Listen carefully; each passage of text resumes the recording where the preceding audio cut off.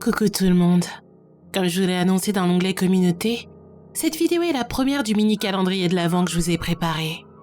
Tous les jours jusqu'au 24 décembre, vous aurez droit à une vidéo à 17h. Ces vidéos ont toutes le même but. Vous faire voir le Père Noël et tout ce qui s'en rapproche d'un œil totalement nouveau et terrifiant. Si vous n'avez pas trop peur de briser vos doux souvenirs d'enfance, j'espère vous voir au rendez-vous chaque soir. Allez, assez parlé, et préparez-vous à rentrer dans un monde de peur et de cauchemars. Je n'arrive pas à dormir paisiblement dans les hôtels.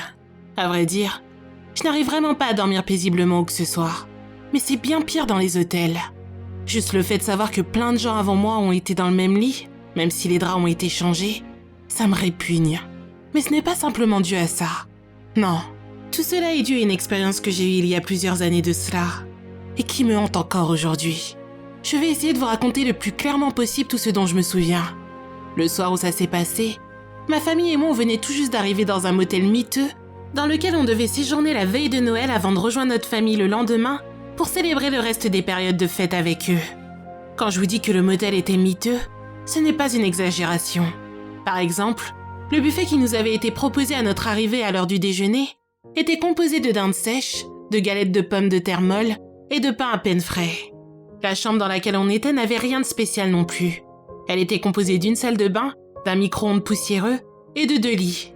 Un pour mon père et moi, et un autre pour ma mère et mon frère. On avait décidé de faire comme ça, vu que mon frère et moi on ne se supportait pas et qu'on détestait dormir dans le même lit. Autant dire que l'ambiance n'était pas vraiment joyeuse. Mon frère et moi, on avait passé tout le trajet à se disputer, ce qui avait fortement énervé ma mère et mon père, qui nous avaient crié dessus et nous adressaient à peine la parole. J'avais réussi à m'évader de cette ambiance pesante en mettant mes boules caisses et en m'endormant profondément très tôt dans la soirée. En me réveillant, j'ai constaté qu'on était encore au beau milieu de la nuit. Je ne savais pas exactement quelle heure il était, mais je savais qu'il ne pouvait pas être plus de 5 heures du matin, vu que c'était l'heure à laquelle mon père se réveillait chaque jour, et que pour le moment, il était en train de ronfler juste à côté de moi. En sortant lentement du brouillard dans lequel j'étais, j'ai réalisé que c'était le jour de Noël, ma fête préférée. Je m'apprêtais à me pencher pour regarder l'heure et voir combien de temps est-ce qu'il me restait avant que le reste de ma famille se réveille, lorsque du coin de l'œil j'ai aperçu une silhouette. Une silhouette que je ne connaissais pas. La silhouette d'un homme d'environ 1m85. Il était penché au-dessus de ma mère, sa bouche tout près de son oreille, comme s'il s'apprêtait à lui murmurer quelque chose. Il portait un costume rouge et blanc, que bien sûr n'importe qui aurait reconnu sans problème. Paniquée devant ce que je voyais, je me suis dit qu'il ne fallait pas qu'il remarque que j'étais réveillée. Alors, j'ai fermé les yeux à moitié pour faire semblant de dormir. Des dizaines de pensées me traversaient l'esprit. Quelqu'un était dans ma chambre et je ne pouvais rien faire. Après tout, je n'étais qu'une frêle adolescente de 12 ans et cet homme me paraissait gigantesque. En continuant à regarder, j'ai vu quelque chose de terrifiant. L'homme habillé comme le Père Noël a soudainement ouvert la bouche, révélant des dents cassées et marron avant de sortir une langue pointue et visqueuse. Elle est venue s'enfoncer dans l'oreille de ma mère, qui ne semblait pas sentir la moindre chose. Même si les lumières n'étaient pas allumées, les rayons de lune me permettaient de voir ce qui se passait. La langue bougeait bizarrement comme si elle aspirait quelque chose.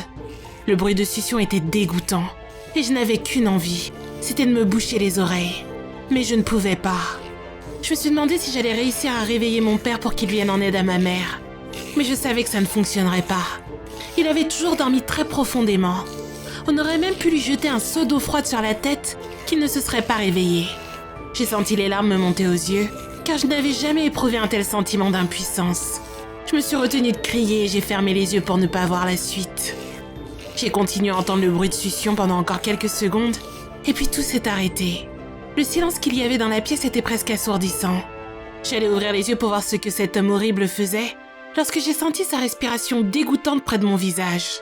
L'odeur qui se dégageait de sa bouche me faisait penser à de la viande pourrie. On aurait dit qu'il ne s'était pas brossé les dents depuis des années.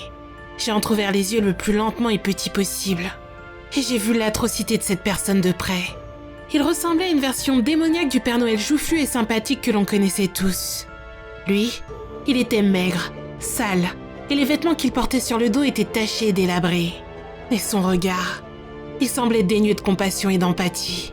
J'ai fait de mon mieux pour contrôler mes nerfs, et après m'avoir regardé pendant plusieurs minutes, L'homme s'est redressé, a tourné les talons, puis il est sorti de la pièce. J'ai soupiré de soulagement. Et ensuite, je suis sortie de mon lit à toute vitesse. Rien dans la chambre n'avait été dérangé. Et ma famille, même ma mère, dormait toujours paisiblement. Je ne comprenais rien. J'étais sûre de ne pas avoir rêvé. C'était impossible. Je me sentais bien trop éveillée pour ça. Il fallait que j'en ai le cœur net. Il fallait que je sois fixée et que je découvre qui était réellement cette personne. En sortant de la chambre, je me suis retournée pour en mémoriser le numéro. Et c'est là que j'ai vu une énorme croix peinte en noir sur la porte.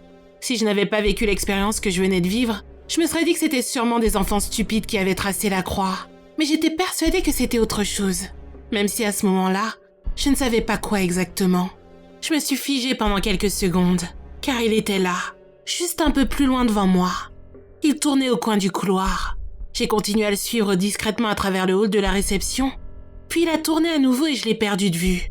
Une seconde plus tôt, il était là, et la seconde d'après, il avait complètement disparu. Je suis sortie sur le parking pour voir si je l'apercevais, mais après quelques minutes seulement, j'ai commencé à avoir froid, car sur le dos, je n'avais que mon pyjama qui était très fin. Je suis retournée à la réception, et ce n'est que là que j'ai été intriguée de voir qu'il n'y avait personne, même pas le veilleur de nuit.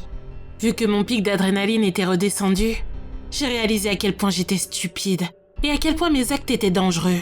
Vu qu'il n'y avait personne, il aurait pu m'entraîner je ne sais où et me tuer. J'ai continué à penser à ma bêtise en avançant vers la porte de notre chambre. Et bizarrement, la croix noire qui se trouvait dessus n'était plus là.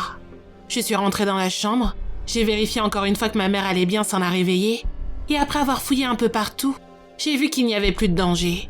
J'ai fermé la porte et je suis repartie me coucher. Bien sûr, je n'ai pas réussi à me rendormir. J'ai juste fait semblant en attendant que mon père ne se réveille à son tour. 1 heure plus tard, mon père s'est réveillé et s'est dirigé vers le lit de ma mère pour la réveiller. Mais après l'avoir secouée plusieurs fois, elle ne bougeait toujours pas. J'ai immédiatement ouvert les yeux et j'ai couru vers ma mère et mon père. Tout le bruit qu'on faisait a également réveillé mon frère. On a passé plusieurs minutes à essayer de la faire réagir, mais il n'y avait rien à faire. Elle respirait et elle avait les yeux grands ouverts, mais c'était comme si elle était incapable de faire quoi que ce soit d'autre. On a appelé les secours, mais aussi la police, et je leur ai tout raconté. Malheureusement, même après enquête, les policiers n'ont rien trouvé pour prouver ce que j'avais dit. Même les caméras de surveillance n'avaient pas réussi à capturer l'homme, et tout ce qu'elles montraient, c'était simplement moi en train de marcher seule dans le motel.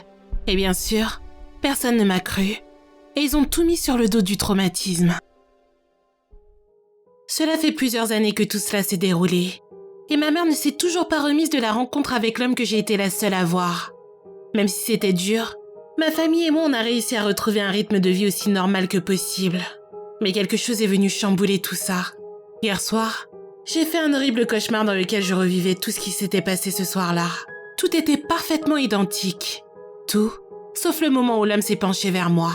Dans mon rêve, au lieu d'attendre plusieurs minutes à juste respirer près de mon visage, il a ouvert la bouche et a dit « Ce soir, ce sera ton tour. » Je me suis réveillée avec des sueurs froides, et j'aurais pu penser qu'il s'agissait d'un simple rêve, mais en regardant vers la fenêtre, j'ai vu qu'elle était ouverte.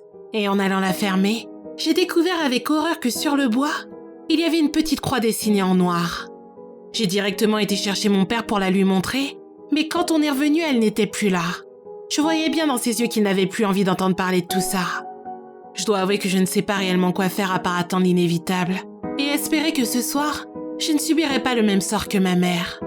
En attendant, si vous vous réveillez au beau milieu de la nuit et que vous voyez quelqu'un habillé comme le Père Noël dans votre chambre, ne faites pas comme moi. Criez et fuyez le plus rapidement possible.